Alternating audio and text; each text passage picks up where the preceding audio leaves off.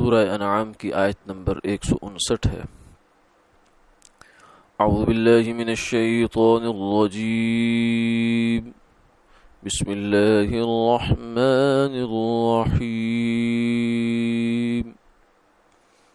ان الذین فرقوا دینهم وكانوا شیعا لست منهم فی شیء انما امرهم الى اللہ ثم ينبئهم بما كانوا يفعلون۔ صدق اللہ العظیم۔ بے شک جن لوگوں نے اپنے دین کو ٹکڑے ٹکڑے کر دیا اور وہ گروہ گروہ بن گئے، آپ کا ان سے کوئی سروکار نہیں۔ ان کا معاملہ اللہ کے حوالے ہے، پھر وہ ان کو جو کچھ وہ کرتے تھے اس کی خبر دے گا۔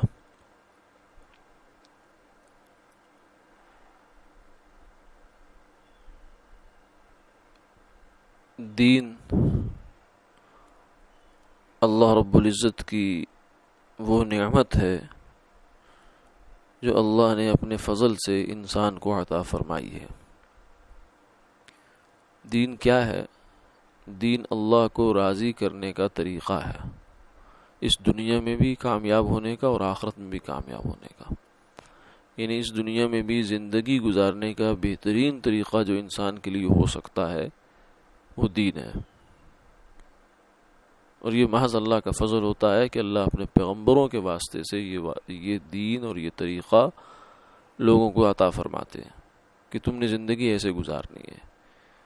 ہم اپنی عقل سے چاہے ہم 100 سال، 1000 سال، لاکھ سال، کروڑ سال بھی سوچتے رہیں، مفکرین بیٹھ جائیں اور وہ کوشش کریں کہ انسان کے زندگی گزارنے کا دنیا میں ایک اچھا طریقہ دریافت کر لیں، تو دین کو پھر بھی دریافت نہیں کر سکتے۔ یہ تو ہو سکتا ہے کہ عقل کے ذریعے سے موٹی موٹی بنیادی معلومات حاصل کر لیں، مثلا اللہ ہے، اللہ تعالیٰ کے وجود پر استدلال ہو جائے یا اور چیزیں ایسے معلوم ہو جائیں، لیکن دین کی جو تفصیلات ہیں یہ انسان اپنی عقل سے طے نہیں کر سکتا۔ کیوں؟ اس لیے کہ عقل کی جہاں انتہا ہو جاتی ہے وحی کی وہاں سے ابتدا ہوتی ہے، اور دین اللہ وحی کے ذریعے سے انسان پر نازل کرتے ہیں۔ گویا کہ یہ انسانی عقل سے بڑی سمجھ، انسان کی سمجھ سے بڑی سمجھ کی بات ہوتی ہے جو وہاں سے انسان پر نازل ہوتی ہے۔ اس لیے انبیاء علیہ السلام سب سے بڑے سمجھدار اور دانشمند اور حکمت والے ہوتے ہیں، عقل والے ہوتے ہیں۔ باقی لوگ سب نیچے ہیں، چاہے وہ ہمارے سائنٹسٹ ہوں، سائنسدان ہوں، چاہے جو ہے وہ کیمیا دان ہوں، چاہے کوئی اور سلسلے کے لوگ ہیں، وہ سب نیچے ہیں۔ انبیاء علیہ السلام سب سے بلند و بالا اور افضل و برتر و اعلیٰ ہیں۔ تو اس دین کی حفاظت بھی بہت ضروری ہوتی ہے۔ کیوں؟ اس لیے کہ لوگوں نے اس پر عمل کر کے اللہ تک پہنچنا ہے۔ پھر خاص طور سے وہ دین کہ جو دین آخری ہے، یعنی سرکار دو عالم صلی اللہ علیہ وسلم کا لایا ہوا دین، اس کو تو من و عن قیامت تک محفوظ رہنا بہت ضروری ہے، کیونکہ آپ آخری نبی ہیں، آپ کے بعد کسی نبی نے تشریف نہیں لانا، اس لیے اب اس دین کو بچا کے رکھنا اس امت کی ذمہ داری ہوئی۔ تو دین کے بچانے کا مطلب کیا ہے؟ کہ دین کا جو فہم ہے وہ صحیح قائم رہے، کیونکہ دین ایک عمل میں ہوتا ہے، ایک لوگوں کے ذہن میں اور فہم میں ہوتا ہے۔ عمل کا دین وہ تب ٹھیک ہوگا جب سوچ ٹھیک ہوگی۔ تو دین کے بارے میں جو لوگوں کی فہم اور سوچ ہے وہ جب درست ہو جائے گی تو اس پر عمل پر بھی لانا ان کو آسان ہے، لیکن اگر سوچ فہم غلط ہو گئی تو پھر عمل خود بخود بگڑ جائے گا، کیونکہ سوچ جو ہوتی ہے تھیوری ہوتی ہے، عمل اس کا پریکٹیکل ہوتا ہے۔ تو جیسی تھیوری ہوگی ویسے ہی اس کا پریکٹیکل ہوگا۔ تو دین کو کی فہم کو درست رکھنا یہ بہت ضروری ہے۔ تو دین اسلام جس کے بارے میں ہم بات کر رہے ہیں یہ آپ صلی اللہ علیہ وسلم پر اللہ تعالیٰ نے اس کو مکمل فرما دیا، الیوم اکملت لکم دینکم واتممت علیکم نعمتی ورضیت لکم الاسلام دینا. اس دین کو اللہ نے پسند کر لیا. اب یہ دین ہے کیا؟ یہ دین وہ ہے جو سرکار دو عالم صلی اللہ علیہ وسلم نے صحابہ کو سکھا دیا. دین وہ ہے جو صحابہ نے تابعین کو سکھا دیا، تابعین نے تبع تابعین کو، اپنے شاگردوں کو، کرتے کرتے کرتے آج بھی اہل حق علماء کی جو اکثریت اور جمعیت ہے وہ اس دین کو تھامے ہوئے ہے کہ یہ دین ہے. لیکن اس کو کہتے ہیں مین سٹریم، یعنی جمہور امت، اہل السنت والجماعہ، اہل حق، مختلف ان کے نام ہیں. آپ صلی اللہ علیہ وسلم نے فرمایا کہ اس امت میں ایسے لوگ رہیں گے کہ جو دین کی حفاظت کریں گے اور اس پہ کسی قسم کی کسی کی کوئی غلط نظر بھی نہیں چلے گی، غلط نیت بھی نہیں چلے گی. اللہ تعالیٰ اس علم کو یحمل هذا العلم من كل خلف عدوله ينفون عنه تحریف الغالین وانتحال المبطلین وتأویل الجاہلین. فرمایا کہ اس علم کو، یعنی دین کے علم کو، ہر نسل میں سے بہت چنے ہوئے منتخب لوگ اس کو لیں گے، اٹھائیں گے، اگلی سے اگلی نسل تک اس کو منتقل کرتے چلے جائیں گے، اور ہر قسم کی جو اس دین میں چور دروازہ ہے اس کی تحریف کا، اس کو بدلنے کا، بگاڑ کا، وہ سب کو بند کر کے رکھیں گے، اس پر پہرا لگا کے رکھیں گے. کسی شخص کو بھی دین بگاڑنے نہیں دیں گے. اگر کوئی شخص دین بگاڑنے کی کوشش کرے گا تو اس کو فوراً ڈس ایسوسیٹ کریں گے. جیسے شہد کی مکھیوں کا چھتا ہوتا ہے، اس کے اندر اگر کوئی مکھی غلط رس لے آئے، زہریلا رس لے آئے، تو فوراً وہاں ایسی مکھیاں موجود ہوتی ہیں کہ جو اس کو پکڑتی ہیں، سونگھتی ہیں، پتہ کراتی ہیں. اس کو پتہ جب چل جائے تو اس کو چھتے کے قریب نہیں آنے دیتی کہ یہ چھتے کے اندر اگر جو ہے غلط چیز چلی گئی تو شہد تو لوگوں کی زندگی ہے، یہ لوگوں کی موت بن جائے گا. لہذا اس مکھی کو وہاں سے بھگایا جاتا ہے، اس کو مار دیا جاتا ہے تاکہ آخر میں تاکہ یہ ہمارے شہد کو خراب نہ کرے. تو دین جو ہے اللہ تعالیٰ کا، یہ بھی شہد سے بڑھ کر ہے، شفا ہے. قرآن شفا ہے، حدیث شفا ہے، شہد جیسے شفا ہے. تو اس کی حفاظت کا بھی اللہ نے ایسی بندوبست کر رکھا ہے. کچھ لوگ ہیں مخلصین، آج بھی ہیں، آئندہ بھی ہوں گے، پیچھے بھی ہوتے چلے آئے، جو دین کی کسی بات کے اوپر بھی سمجھوتا نہیں کرتے کہ بھائی یہ غلط ہے تو غلط ہے بس. اب اس کے برخلاف کچھ لوگ ایسے ہوتے ہیں اور آئندہ بھی ہوتے رہیں گے جو دین کے مفاہیم میں اپنی منمانی تعویلوں سے تبدیلی پیدا کرتے ہیں.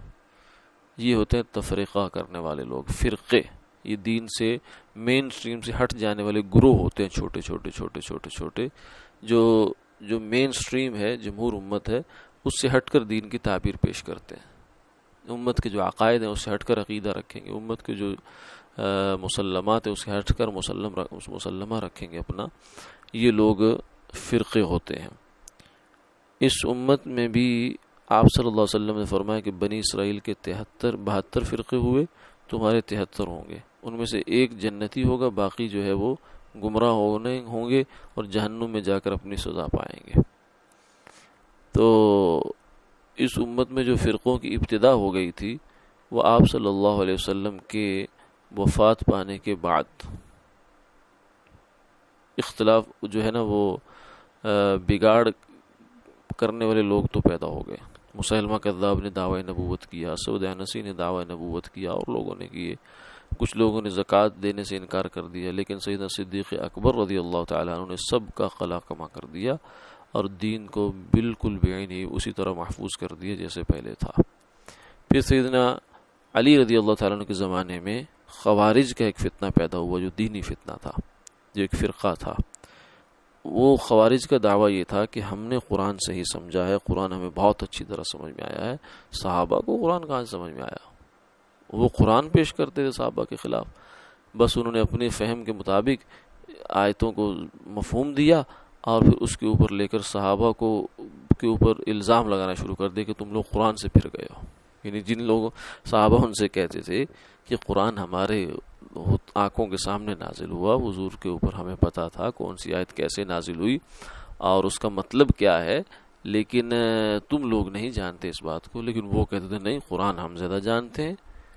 تو یہ قرآن کے نام پر سب سے پہلا فتنہ امت میں کھڑا ہوا ہے، اسے خوارج کا فتنہ کہتے تھے۔ وہ کہتے تھے حسبنا کتاب اللہ، ہمیں اللہ کی کتاب کافی ہے، یعنی ہمیں حضور کی سنت کی اور حدیث کی ضرورت نہیں ہے۔ تو آج بھی کچھ لوگ ایسے ہیں جو کہتے ہیں کہ قرآن بس قرآن اصل ہے، جیسے ہمارے یہ غامدی صاحب ہیں، یہ کہتے ہیں کہ نہیں قرآن ہے دین کا جو الٹیمیٹ سورس ہے، بس وہ قرآن ہے، قرآن سے جو چیز ثابت ہے وہ ٹھیک ہے، جو چیز قرآن سے ثابت نہیں ہے بس اس کو چھوڑ دو، اس کی ضرورت ہمیں نہیں ہے۔ حدیث کی بالکل اہمیت وہ ذہن سے نکال دیتے ہیں، بلکہ وہ کہتے ہیں کہ حدیث سے کسی قسم کا دین میں اضافہ نہیں ہوتا، یا دین میں کوئی یہ ماخذ بننے کی، سورس بننے کی صلاحیت حدیث پاک نہیں رکھتی، نعوذ باللہ من ذالک۔ تو یہ فکر آج بھی پائی جاتی ہے۔ تو خوارج کا فرقہ ہوا، پھر اس کے بعد روافض کا فرقہ ہوا، جنہوں نے صحابہ کرام پر، باقی صحابہ پر لعن و طعن کیا علی رضی اللہ تعالیٰ عنہ کی آڑ میں، اور پھر نواصب کا فرقہ ہوا جنہوں نے حضرت معاویہ رضی اللہ تعالیٰ عنہ اور بنو امیہ کی آڑ میں جو ہے وہ دیگر صحابہ کو، اہل بیت کو برا بھلا کہنے کی کوشش کی، یہ بھی ایک گروہ ہوا۔ جبکہ اہل سنت والجماعت ان سب فرقوں سے الگ تھلگ تھے، ان کی نظر میں سب صحابہ قابل احترام ہیں، سب سے بڑا رتبہ ابو بکر، حضرت عمر، پھر حضرت عثمان، پھر حضرت علی، پھر اس کے بعد باقی عشرہ مبشرہ ہیں، پھر اصحاب بدر ہیں، پھر بیعت رضوان ہیں، پھر فتح مکہ پر مسلمان والے جو حضرات ہیں وہ ہیں۔ تو صحابی کوئی بھی ہے، اہل السنت والجماعت کے نزدیک اس کا احترام کرنا اور اس کے بارے میں خوش گمان ہونا اور اچھے الفاظ میں اس کا تذکرہ کرنا، یہ اہل سنت کا شعار ہے۔ جو بندہ اس سے ہٹ جاتا ہے وہ اہل سنت میں سے نہیں رہتا، یعنی سنی نہیں رہتا، پھر کسی نہ کسی اور فرقے طبقے میں اپنے آپ کو لے جاتا ہے۔ تو یہ بعض حضرات نے اس پر کتابیں بھی لکھی کہ وہ 72 یا 73 فرقے کیسے پورے ہوئے۔ خلاصہ اس کا یہ ہے کہ یہ سب فرقے پورے ہو چکے ہیں۔ اب جو دنیا میں فتنے اٹھتے ہیں، ہمارے سامنے آتے ہیں، انٹرنیٹ پر آتے ہیں یا اور جگہوں پر آتے ہیں، سوشل میڈیا وغیرہ پر، تو تقریباً وہی ہوتے ہیں، 95 بلکہ 98% ان کی وہی باتیں ہوتی ہیں جو پرانے فرقے باتیں کر چکے، علماء کی نسلیں سال ہا سال پہلے، کئی 100 سال پہلے ان کے جواب دے چکی، دے کر فارغ ہو چکی، کتابیں بھری جا چکی۔ آج بھی اٹھا کر وہی لوگ ان کو ہلکی پھلکی کو پالش والش کر کے رنگ روپ بدل کر اس بات کو لوگوں کے سامنے لے آتے ہیں، اور ہماری نوجوان نسل بیچاری بہت پریشان ہو جاتی، کہتی وہ ایسا سوال کر دیا، ایسا اشکال کر دیا جس کا کوئی جواب ہی نہیں ہے۔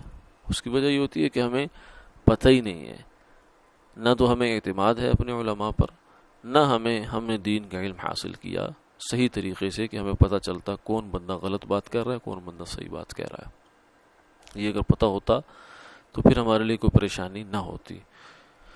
تقریباً خلاصہ کی بات یہ ہے کہ جتنے بھی آج کل فتنے باتیں کر رہے ہیں وہ سب پرانی باتیں ہیں۔ مثلا ایک مثال کے طور پر میں بات عرض کرتا ہوں، اس وقت ایک بڑا فتنہ جو ہے وہ جاوید احمد غامدی صاحب کے نام سے ایک اسکالر مشہور ہیں۔ اب ان کا نعرہ کیا ہے؟ وہی خوارج والا نعرہ ہے، حسبنا کتاب اللہ، ہمیں کتاب اللہ کافی ہے، ہمیں کسی اور چیز کی ضرورت نہیں، یعنی قرآن سے جو ہم سمجھیں گے دین وہ ہوگا، بس جو صحابہ نے سمجھا ہے، تابعین نے سمجھا ہے، تبع تابعین نے سمجھا، آج تک امت 1400 سال تک سمجھتی چلی جا رہی ہے، اس کی کوئی حیثیت نہیں، اس کو اٹھا کر ایک طرف رکھ دو۔ جو میں ہوں اور قرآن ہے، جو قرآن میری سمجھ میں آ گیا بس وہی دین ہے، یہ لکھا ہے ان کی کتابوں میں، یہ بات صاف لکھی ہے انہوں نے۔ تو یہ بات وہی ہے، تھوڑا سا ہیر پھیر ہے، باقی یہ خوارج کی بات تھی جو خوارج نے حضرت علی رضی اللہ تعالیٰ عنہ کے زمانے میں یہ بات کی تھی۔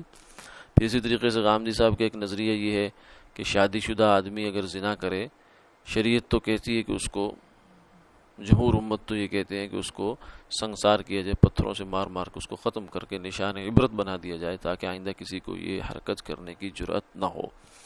لیکن غامدی صاحب جو ہیں وہ یہ کہتے ہیں کہ رجم کی سزا نہیں ہے، کیونکہ رجم قرآن میں نہیں ہے، لا نجد الرجم فی کتاب اللہ۔ حضرت عمر رضی اللہ عنہ خود فرمایا تھا کہ ایک وقت آئے گا کہ ایک آدمی جو ہے اپنے تخت پر بیٹھ کر کہے گا، اسٹیج پر بیٹھ کر کہے گا کہ حسبنا کتاب اللہ، ہمارے لیے اللہ کی کتاب کافی ہے، لا نجد الرجم فی کتاب اللہ، ہمیں قرآن میں رجم تو نظر نہیں آتا۔